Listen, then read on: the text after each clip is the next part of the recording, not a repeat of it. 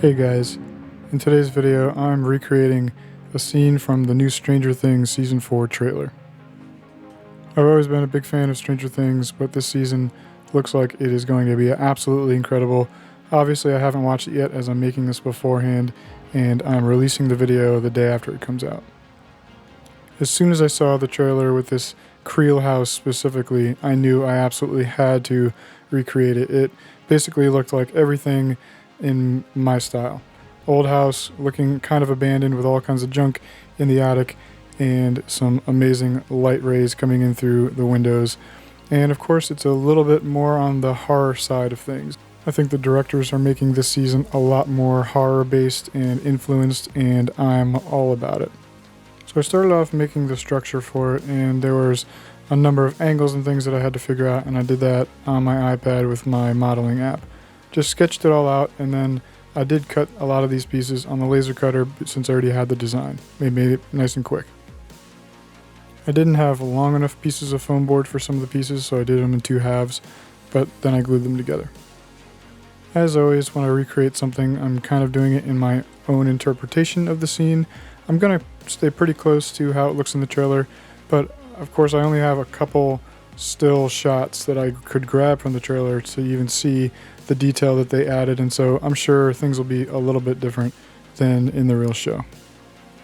In order to keep my sanity and move a little quicker, I used a lot of this pre-made dollhouse flooring stuff. I really wanted to save as much time as possible because I'm actually making not one scene but two of them. My whole idea with this is to create the attic scene like it is when the kids show up and find it abandoned and empty, but then also recreate that same exact scene in the upside down version. And I really want them both to be made separately because my idea is to actually mount the upside down version of it upside down to this and hopefully film right from one into the other seamlessly. This way I'll be able to do a few different things with camera techniques, and I have some really cool ideas. Hopefully at least some of them work out.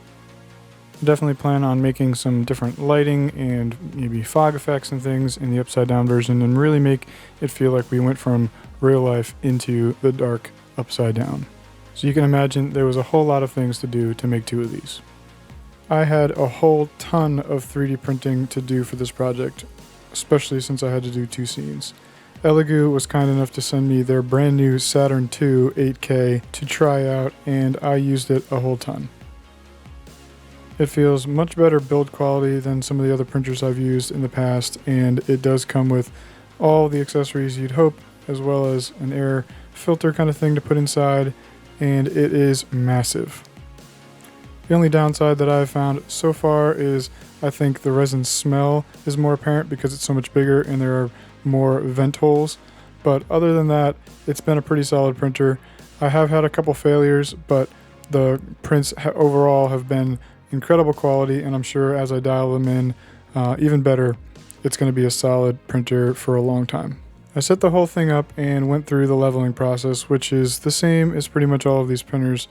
You basically just take the vat out of the way, loosen a couple bolts, set it down to level on top of the piece of paper that it comes with, and tighten it down and set the 0 point. As you can see, the test print came out really nice. There were almost no problems with either of them. They looked really sharp, and even the tiny details in the middle came out perfectly. Elegoo also sent me their brand new Neptune 3 FDM printer. It's really my first big FDM printer, and so far it's printing beautifully. I didn't get it in time really for this project, so this is what I have printed so far, and I'll definitely be using it in future projects. I then printed a whole lot of different things for this project. I did use some of my other printers as well, just because of the amount of printing that I had to do. But then I also printed a 1/18 scale Ash Williams from the Evil Dead franchise, and that might be for something for later. I did design that wheelchair and this grandfather clock after what I could see in the trailers, and painted them up to the best of my ability, at least going quickly. I am really not the best when it comes to painting the little details like this, especially since my hands do have a bit of shake to them depending on how I'm feeling that day. I just get shakiness and a little bit kind of like when you have too much caffeine, and it's kind of hard to make sure I'm painting within the lines sometimes. But the nice thing about making everything abandoned is I can kind of decay everything afterwards and cover up a lot of the mistakes that I do in the painting job. Next, I cut out a template to start making these little cardboard boxes that'll look like moving boxes in the attic. My mother-in-law was in town for the weekend and she wanted to help, so she made a few extra for me as well, so thank you. Alright, so I just got done making all these little boxes. I have to weather them and dirty them up and stuff, but I'm getting to the part of the project where I think I need to start putting things together. I've been making so many little pieces and making the structure in pieces, and now I kind of am just starting to get worried a little bit. I never know how things are going to come completely together until I just finally get the structure together and start, hashing it really out. So I'm going to start gluing some of those extra pieces into the main parts of the structure and adding all kinds of rafters and different beams and things, and hopefully this starts to come together. I have a little less time for this project left than I would have hoped. I really want to film it super well, so I really gotta kind of get moving and hopefully get this thing done. Next, I continue with some of those floorboard type things and started gluing these extensions onto the main structure. I did run out of floorboards a couple times and had to get a different color at one point, but it all blends in once I paint it and put it into the scene. After that, I started planning out and cutting some pieces of wood for beams. As soon as the inspector saw that, he wanted to be a part of it. He absolutely loves sticks of any kind, and he was all about it. So I'm kind of just measuring, cutting, painting, gluing. I didn't even know exactly where I was going to put all these different beams, and I certainly didn't measure things out distance-wise between each beam and all those things to be exact. I was kind of just throwing them up, being as quick as I could, and to, not spend forever on this. I think it ended up working out pretty well because the end result, everything is so dark in here, and it gives you that little bit of detail in the background, in the shadows that look like it's an attic, but I didn't have to be crazy meticulous about it. I think you do see some beams like this in the trailer, but I wanted them especially because anything that is in the foreground as the camera kind of moves in and pushes past it gives so much more interest and detail to the viewer's eye. I love adding things like that in to make it just feel more cinematic. Alright, so now I've got quite a bit of stuff ready. I need to start staging it out in one of the scenes and then start gluing everything down. I don't usually like to glue all the little furniture and things down because, when you're filming it, it's really nice to be able to tweak the locations and block them a little bit better for what the camera sees. So that's why I'm going to really kind of stage it with my camera and kind of see exactly what I might want before I actually glue everything down. So now with the roof on and everything, it's a little hard to film in here, so I set up a little light and tried to not make too many shadows for you. But I just started staging out different pieces and then used my phone to see a little bit of what the camera might see, where the placement of all these objects kind of stands in the camera's view. Then I started gluing them all in place, so when I rotate this thing upside down, they won't go flying. Then on to the vine growth kind of stuff.